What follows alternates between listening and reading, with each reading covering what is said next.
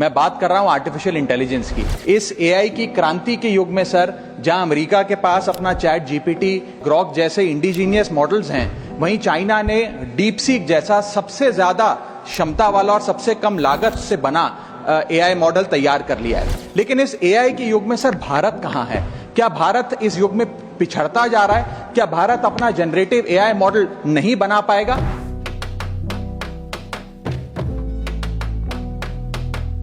कि भारत के पास प्रतिभा भी है, मेहनती लोग भी हैं, ब्रेन पावर भी है, डिजिटल इकोनॉमी भी है और 90 करोड़ से ज्यादा इंटरनेट यूजर्स भी हैं। लेकिन फिर भी कहीं ना कहीं आज भारत एआई का कंज्यूमर बन गया है, एआई का प्रोड्यूसर नहीं बन पा रहा। भारत के हर नागरिक को एडवांस जनरेटिव एआई टूल्स की मुफ्त सब्सक्रिप्शन दी जाए। आज दुनिया बहुत तेजी से बदल रही है। इस बदलती हुई दुनिया में एआई सिर्फ एक टेक्नोलॉजी नहीं बल्कि एक अपॉर्चुनिटी है, आगे बढ़ने की, सपने देखने की और उन्हें पूरा करने की।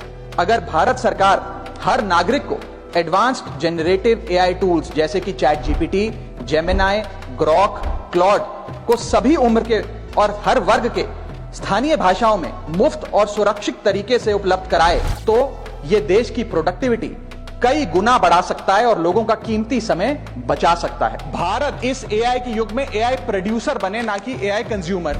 इसके लिए सर कई कदम उठाने होंगे। सबसे पहले हमें इंडिजीनियस चिप मैन्युफैक्चरिंग भारत में इजाद करनी होगी। इसी के साथ साथ सर हमें एक डेडिकेटेड एआई इंफ्रा फंड तैयार करना होगा।